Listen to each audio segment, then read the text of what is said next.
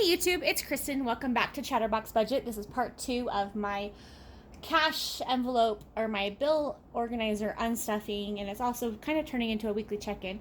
So earlier I had been recording and I paused the video when the phone rang. And when I saw who was calling, I took the call, not even thinking about the fact that taking the phone call would stop the recording. So it did. So I did record the second part earlier, but it ended up being 35 minutes of rambling, and then 2 minutes of it got put into a separate video. So then I would just redo it from here. So where we were talking about my Freedom Fund, which is the same thing as a sinking fund in theory. It's just a different way of, something different to call it. And for me, I don't look at my Freedom Fund as savings accounts, which a lot of people think of sinking funds as mini savings accounts. To me, my Freedom Fund is a management account for my irregular expenses. And that's how I see it. That's how I manage it. That's how it works for me. So this is my Luxe Planner, LW Planner, Wallet, whatever. And so I was showing you the inside before. So this is my contingency fund envelope. It's the same thing as an emergency fund, just again a different thing to call it. It could also be called an emergency fund. It's the same thing. I just had fun. I like using words I haven't used a ton, and contingency is one of those that I haven't used a lot in my life.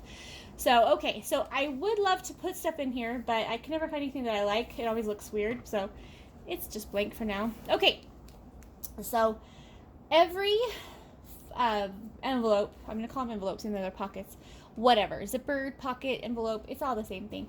All of these have fund in the name because it is my Freedom Fund binder, so these are all funds. A lot of them have a cash envelope or an envelope in my, or a section of my cash wallet that are associated with them. And so I've kind of tried to separate it in my head so that I know which ones are my long-term or irregular expenses and which ones are my weekly expenses. So hopefully that makes sense. And I do have my Good Budget app here. I think you can see that. So it simplified it by taking away all the bills out of here, which was nice. So it still takes up 2 pages, but that's okay. It's still easier to scroll through it. I had like 26 accounts earlier. I do have a subscription for this. It's $45 a year. I've been paying for it for probably 3 or 4 years now. Before that, I paid the $5 a month fee for it. And to me, it's worth it because I like having the electronic way of tracking my envelopes. It syncs with my phone, my tablet, my computer. And so anywhere I am, pretty much, I can look and see how much is in my envelopes, as long as I remember to sync it. But also because I am the kind of person where if I have to create something on my own, it's going to take forever. And I probably won't end up finishing it. So by using something that somebody else provides, that just works better for my brain. But I've used this app for a long time. It used to be EEBA. I used the website, I should say. I keep saying app. I've used this for a long time. So it used to be EEBA back in the beginning. Changed to Good Budget. I don't even know when. 2016, I think. Anyway, worth every penny of the $45. Okay, so the first envelope is my auto fund. This is for anything car related that is not gas or my car insurance. The gas comes out of my cash wallet, and the insurance comes out of my bill account. This one is my entertainment fund. This is a new one for me. I haven't actually used it yet, but it's for movies, things like that. I don't go to plays or concerts or anything. I'm not sure why, mainly because the concerts I have gone to, they were never quite as good as the music I had been listening to forever. So, anyway, I probably would actually, now that I say that, I would use this for movies, just to save up to be able to go, see whatever. I don't even know what's coming out because I haven't been paying attention for the last year and a half. So that's that one. And then I have my gift fund. This is for Christmas, birthdays, and holidays and events. So, for example, Boss's Day is in October. And so there'd be money in here for that. And Mother's Day, Father's Day, those kind of things. So that's my gift fund. Right now there is money in here because there is a birthday in 2 weeks, the end of the month, there's a birthday that I would provide a present for. So there's 5, 10, 15, 20, 25, 30, 35, 40, so $40. And you'll notice it's all in fives. I usually get a lot of small bills just so I can make change for myself from my other envelopes. I won't give the fives to somebody, although if it was somebody who would use fives, I would do that. But most likely I will transfer the money through a cash app, especially since we're still in the middle of a pandemic. But I would just move this to the bank, and so it doesn't really matter what denominations they are because it's probably going back to the bank anyway. Or if I do end up giving the money to that person in person, to the birthday person, face to face, I would change it for bigger bills. I think, I don't know, it would play it by ear. Anyway, that's what that's for. And then personal care fund. I didn't want to call it personal fund because that just sounded kind of weird, but this is for my more irregular expenses like my hair appointments, which I do have a hair appointment almost every month, but one month that it's going to be less than the next month because one month is a trim, the next month's a color and a cut. So I also save in here for my makeup and my skincare. I use Clinique, which I order 1 to 2 times a year depending, and I always wait for when they have a good gift with purchase. Usually it's something that I will use. I don't like to get like all the little things. I like to get the bigger containers of stuff. But I usually don't run out. Can't even speak. I usually don't run out of it very often, and so I'm usually just stocking up. And I usually do that in April and maybe May, and then September. September is a good month for stocking up because it's the month before things get really busy at work, and so I just stock up on everything, pet food, everything. So 20. 30, 40, 50, 60. So this is left over from my last hair appointment. I had budgeted 190 and only spent 130. So I'm just putting the 60 in here so that it's already there for my appointment in October. Oh, and I also use, it's for also for hair, for all hair care, not just my trims and my color and stuff, but for my my hair product. I only use leave-in conditioner and dry shampoo, and then I use, of course, shampoo and conditioner. But I use salon quality items that my sister, who is my stylist, she gets them for me at a good price, and so that's also for those kind of things. And a couple years ago, so in 2019, when I first downloaded the Budget by Paycheck workbook, or maybe right before that, I can't remember. It was when I first started getting obsessed with cash envelopes again, even though I started them in 2003. But I went through and calculated how much I spend on things approximately every year, and I figured out it was about $100 or $1,000 to $1,200 a year average. And I can't afford to put that much money aside every month, and so basically what I did is I just kind of tried to find ways to reduce costs, which means not buying stuff as often. So I make everything last as long as I can. So that's my personal care fund. My pets fund, I probably could have had it say pet fund, but that sounds like I'm buying a pet. This to me is for my pets. So I have a cat and a dog, and this is for everything that is not considered food or supplies. So for the veterinarian visits and grooming. Now, neither of my pets get groomed by someone I have to pay, mainly because I just haven't, well, I do need to take my dog to get groomed because he sheds so bad. But my cat does not like to get into his carrier. Last time I tried, it just freaked us both out, and so I haven't tried again. But I do have, of course, they go to the vet for their annual whatever. And I do have pet insurance for my dog, my cat, and my ground dog. But there's a $250 deductible, and then also I would have to pay 10% of anything above that. So the money for that would go in here. And typically with that, I usually just pay for it, and then on my next check, I just cover the cost of it. But I'm hoping to be able to take whatever's left over from the pet food and supply envelope and put it in here. We'll see how that works out. Shopping fund. Okay, so this is for books, clothing, electronics, and software, which is where my Sims 4 games would go. And then also hobbies, which is also Sims games, and my planners, everything like that. So I have this in my Freedom Fund because I try not to buy stuff all the time. I don't give myself an allowance on purpose because I spend enough money as it is. Like I will, if I see something I want, I usually will buy it. It's not usually something that's very expensive, and so I just will pay for it. And so by having a shopping fund, this is how I can budget for things like, for example, I got money for my birthday, and so I use that money to pay for my Franklin Planner order for some of my stuff for 2022, which is why this is empty. There was $10 in cash in here, and then there was $84 digital, so prop money, and I used that for my Franklin order earlier this week. So that's where all that money would go. I'm trying to plan ahead a little bit more, but that's one thing I have to work on, because if I want something, I just buy it. I haven't always been able to do that, but the last couple of years, that's what I've done. And like I said, it's usually not too expensive. So the next thing is a travel fund. This one's new to me. This is only the first month I've used it. And so this would be for, obviously, for travel, which I don't do a lot of, but I am hoping to go see my VIP next year. And so this is where I would save the money for the plane ticket and whatever else I will need. And so what I would do in that situation is I actually would pay with my credit card and then pay myself back when I returned. I might take a little bit of cash with me, but I'm not comfortable traveling with cash. I have done that in the past and I've lost the money. And so I feel much better having a credit card, especially because then, I mean, I feel better with it. Then the one I have back here, this is my taxes fund. I hope I'm in frame. So I know that I will, okay. My taxes are taken out of my paycheck. I don't have a side hustle, side job, whatever, side income. So everything's already taken out of my paycheck. However, I do pay for services to have my taxes filed. Now, most people would say, why do you do that? You can do it on your own for free, whatever. But I choose to do it that way.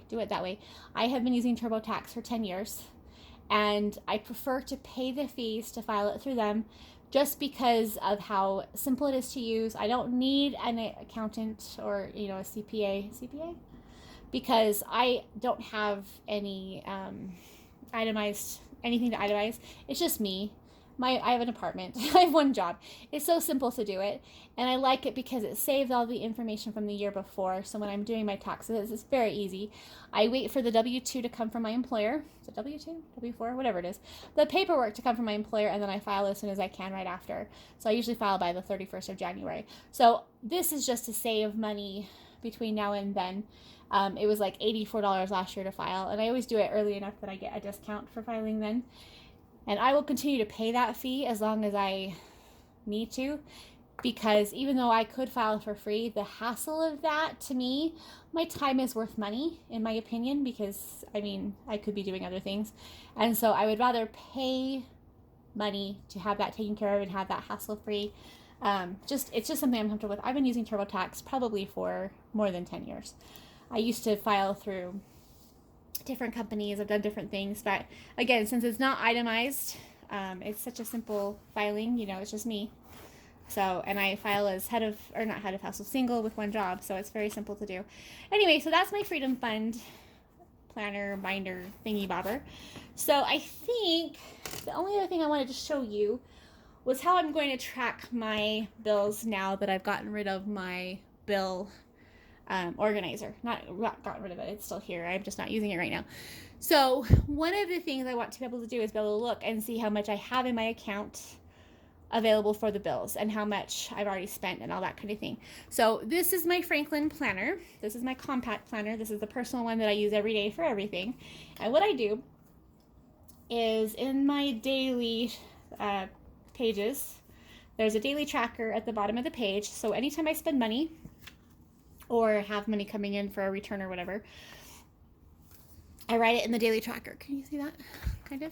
Daily tracker. There we go. And so then I can go through and just document that, track it. That's where I write it down. You're supposed to write it down at the end of the day. According to the debt-free living, you're supposed to keep track every day. Like, I don't know if that's long-term or just when you're trying to figure out how much you actually spend. But that's where I keep track of it. And I really like that. It's been really nice because then I can go back and check it off once it's actually cleared the account. And then I have these check registers, which are also from Franklin Planner. And so I created one for each of my bill categories. So, for example, auto. This will be for my auto insurance. So I have my envelope fill from August 13th and the one from the 27th. So that shows I have $56 in my checking account that's ready for my auto insurance payment for September. And then I have this one that's for $28. That one's still in cash. That's the one that I unstuffed earlier today, and I'll be depositing that. I didn't make it there today in time, so I'll be depositing that on Monday. So I have $84 total available for my car insurance, auto insurance. It's only $56, so I won't need all of that. But the goal was to pay have the funds for next month available. So August paychecks are paying for September's bills. September's payment checks are paying for October's bills. And so that way I'm ahead. I don't want to get too far ahead, but I'm going to get ahead. The next one is my bill category, which this covers my my cell phone, my internet, and my utilities, my electricity, my gas, and all that stuff. So right now I have $249.42 available. $187 of that is in cash. The rest is in my checking account. I have one for fees, and the fees are for membership fees, service fees, and subscriptions. There's $206.69 available. $88 of that is in cash right now. The rest is in my checking account. And then for health and fitness, I have $27 available. $9 of that is in cash at the moment. Home, I have, $626 available. And that's for rent and also for home insurance. $617 of that is in cash. Loans, I have $243 available, and then $81 of that is in cash right now. So when I go through and as the bills come through my checking account, I will mark them on here and then subtract that amount from here. And then the goal is to have everything in my checking account, the balance of my checking account match all of these added up. So I have a separate bill pay account for my, checking account for paying my bills. It's a capital 1360 account. And then anything that's above this amount, so say I have added an extra $3 somewhere or something happens, I will put that in the savings account that's attached to this stuff. And then I think after a couple of months, so maybe quarterly, I could take anything that's extra, that's left over, there's a bug, and transfer that into the savings account. So that savings account will be used specifically for savings for bills and things like that. I want to keep it separate because one of the issues I'm having right now is I have one main checking account and then I have my Freedom Fund checking account. My main checking account is where my direct deposits go and all of my automatic withdrawals go from there. So all my bills are on auto pay, or direct debit as they would say in the UK. And the confusion is it's hard to keep track of what's available to use for other things and what's actually there for bills. So this will help me with that, but I need to be able to have the funds available to transfer, and that's why I'm putting the cash back in the bank. So the other thing in here is I do keep track of all of my accounts in here. So I go through once every week or two, depending on how my life's going, and I just go through and write down all the transactions from whichever account. So like I have one for my main checking account, I've got one for my Capital One card, one for my Discover card, one for my First Premier Bank card, which I will be canceling soon, I just haven't done it yet, one for my Freedom Fund, which you can see I just started that, so there aren't that many in there, one for my Venmo account, which is my Cash App card, or account, one for my, Venmo's got a lot. I used to use Venmo for paying my bills, and then I switched it over because that was just a pain. I have one for my Visa, which is my Venmo Visa, and that one is the one I use for groceries, gas, and household and stuff because it gets cash back. So that one, and then I have one, I need to set up one for my Capital One 360 checking account, and then I probably won't keep one for savings because savings I don't need to really keep track of. I can see it, I can log in and see it on the app. Anyway, so that's my how I'm going to track my bill account, and I'm excited about that. I actually had that idea on like Wednesday this week, so today's Saturday, and I have been trying to think of how to track it, and this will be nice because my goal was to have everything in one place or as close to one place as possible. So instead of having index cards all over the house, I can have them in here. And my planner, I actually follow the David Allen getting things done process, and so I already have this pretty much set up for that, but I have adapted a little bit to be able to fit my check registers in here. I wouldn't keep check registers in here. I would keep them in my budget planner, but they don't come in the budget planner size, and so I just made do with what I carry with me every day, which actually makes sense because I don't always have my bill planner with me. Speaking of, this is my bill planner. This is the Franklin Planner Monarch size.